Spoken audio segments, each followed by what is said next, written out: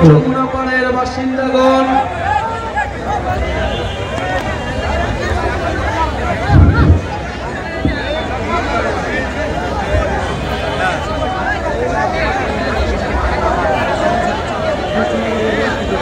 প্রিয় যমুনা পাড়ের বাসিন্দাগণ, আসসালামু আলাইকুম। সিরাজগঞ্জের মাটি প্রতিরোধের ঘাঁটি। আমরা সেই প্রতিরোধ দেখেছি জুলাই গণঅভ্যুত্থানের সময়। এই সিরাজগঞ্জে 13 জনের মতো শহীদ রয়েছে। আজকের এই সমাবেশ থেকে সিরাজগঞ্জের শহীদদের এবং সারা বাংলাদেশের জুলাই গণঅভ্যুত্থানের শহীদদের শ্রদ্ধার সাথে আমরা স্মরণ করি, তাদের আত্মার মাগফিরাত কামনা করি।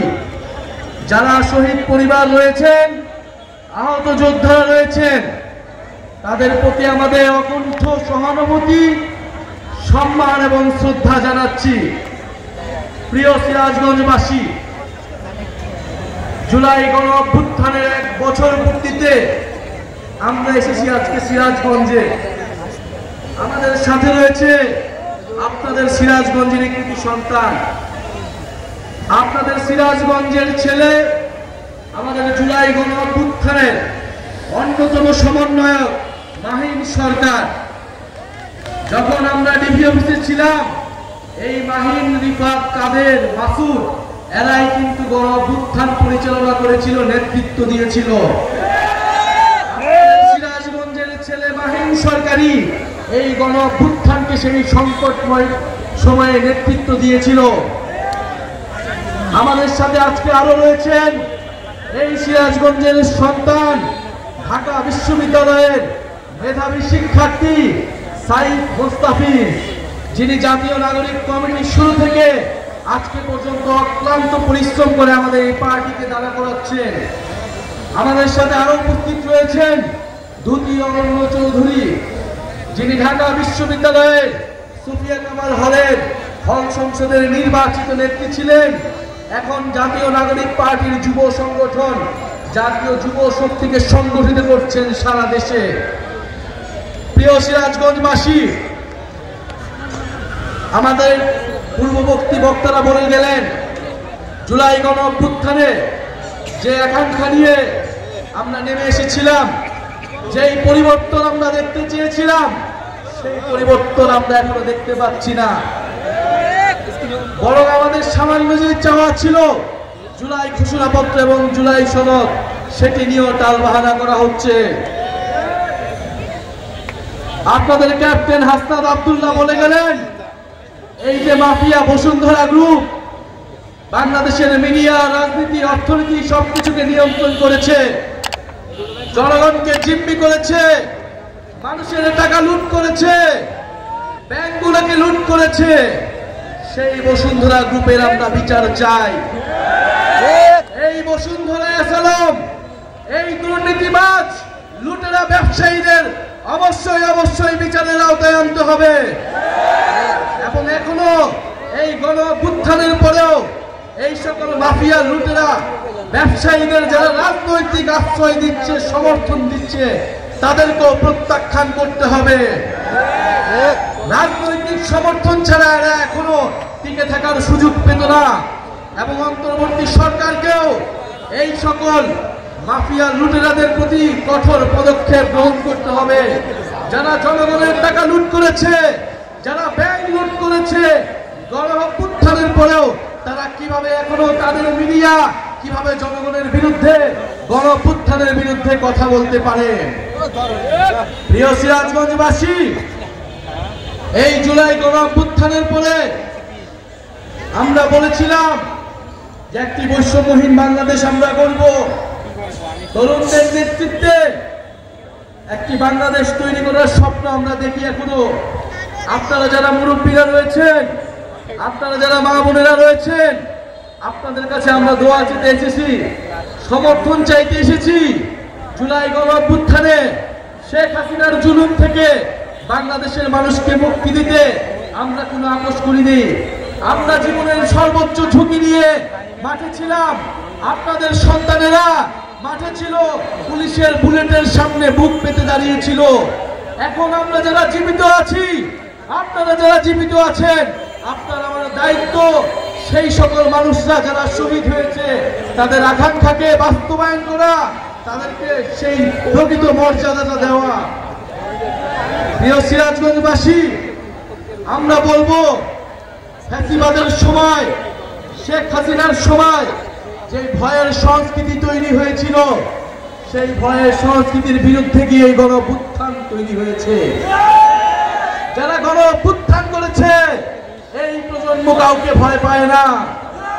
যারা পুলিশের বুলেটের সামনে থেকে ফিরে এসেছে, যারা নির্ঘাত মৃত্যুর মুখ থেকে ফিরে এসেছে, তারা কাউকে ভয় করে না, তারা কাউকে পরোয়া করে না। সুতরাং সেই ভয়ের সংস্কৃতি যারা আবারও ফিরিয়ে আনতে চায় তারা খুবই ভুল করছে, খুবই বোকামি করছে। আমাদের এই জুলাই পদযাত্রায় প্রত্যক্ষ এবং পরোক্ষভাবে বাধা দেওয়ার চেষ্টা করছে। এই আজকে সিরাজগঞ্জেও, আমাদের নাটোরেও এই পদযাত্রায় বিভিন্নভাবে বাধা দেওয়ার চেষ্টা করা হয়েছে। আমরা স্পষ্টভাবে বলতে চাই, কোনো বাধা দিয়ে, কোনো ধরনের বাধা বাংলাদেশের জনগণ, বাংলাদেশের তরুণ প্রজন্ম, জাতীয় নাগরিক পার্টির নেতা কর্মীরা মানবে না, মানবে না। আপনারা সাহস করুন, আমরা আপনার সাথে সম্পূর্ণভাবে থাকব। সিরাজগঞ্জ থেকেই ফ্যাসিবাদী ব্যবস্থা বিলোপের যে লড়াই, সেই লড়াইকে এগিয়ে নিয়ে যেতে হবে। আমরা চাই সিরাজগঞ্জ যেভাবে গণঅভ্যুত্থানের পথ দেখিয়েছিল, নতুন বাংলাদেশ পুনর্গঠনের যে লড়াই, সেই লড়াইতে সিরাজগঞ্জ পথ দেখাবে। প্রিয় সিরাজগঞ্জবাসী, আপনাদের এলাকার সন্তানেরা সিরাজগঞ্জের বিভিন্ন সমস্যার কথা বললেন। সিরাজগঞ্জের এই যমুনা পাড়ের মাটিতে যে বস্ত্র শিল্পের ঐতিহ্য, যেই তাঁত শিল্পের ঐতিহ্য, সেই ঐতিহ্যকে কিভাবে বছরের পর বছর অবহেলা করা হয়েছে তার কথা বললেন। সেই বস্ত্র শিল্প, সেই তাঁত শিল্প যেটা আমাদের ঐতিহ্য হইতে পারত, আপনার আমার বাংলাদেশের গর্ব হইতে পারত, সেটাকে আমরা বিশ্বের বুকে তুলে ধরতে পারিনি। কিন্তু আমরা চাই আগামী বাংলাদেশে সিরাজগঞ্জের যে শিল্প, সিরাজগঞ্জের যে ঐতিহ্য, সেটাকে আমরা পুরো বাংলাদেশ নয়, পুরো পৃথিবীর বুকে আমরা তুলে ধরব। সিরাজগঞ্জে কর্মসংস্থানের ব্যবস্থা হবে, সিরাজগঞ্জে সুচিকিৎসার ব্যবস্থা হবে, সিরাজগঞ্জে শিক্ষার ব্যবস্থা করতে হবে। আপনারা জাতীয় নাগরিক পার্টি যারা নেতৃবৃন্দ রয়েছে তাদের প্রতি আস্থা রাখুন। আপনারা নিজেরাই বিবেচনা করুন, নিজেরা যাচাই করে, আমরা বলছি না অন্ধভাবে আমাদেরকে সমর্থন দিন, আপনারা যাচাই করুন কারা আপনার পক্ষের কথা বলছে, কারা বিগত সময়ে ফ্যাসিবাদের বিরুদ্ধে লড়াই করেছে, কারা স্বৈরাচারী হাসিনাকে সরাইছে, কারা এখন হাসিনার জায়গায় বসতে চাচ্ছে না, বরং নতুন ব্যবস্থা তৈরি করতে চাচ্ছে। আপনারা সবকিছু বিচার বিবেচনা করে সমর্থন করুন, এই নতুন দলে অংশগ্রহণ করুন, চাঁদাবাজ ও সন্ত্রাস মুক্ত সিরাজগঞ্জ তৈরি করুন। আরেকটি কথা বলে বিদায় দিতে চাই, আমরা বলেছিলাম গণঅভ্যুত্থানের পরে আমরা নিরপেক্ষ প্রশাসন চাই, নিরপেক্ষ পুলিশ চাই, নিরপেক্ষ আদালত চাই।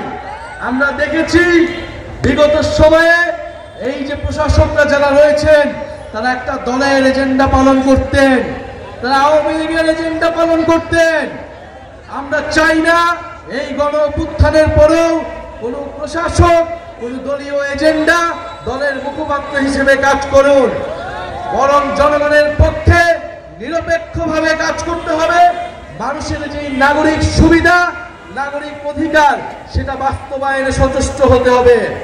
প্রিয় সিরাজগঞ্জবাসী, বিচার সংস্কার এবং নতুন সংবিধানের দাবিতে আমরা রাজপথে নেমেছি।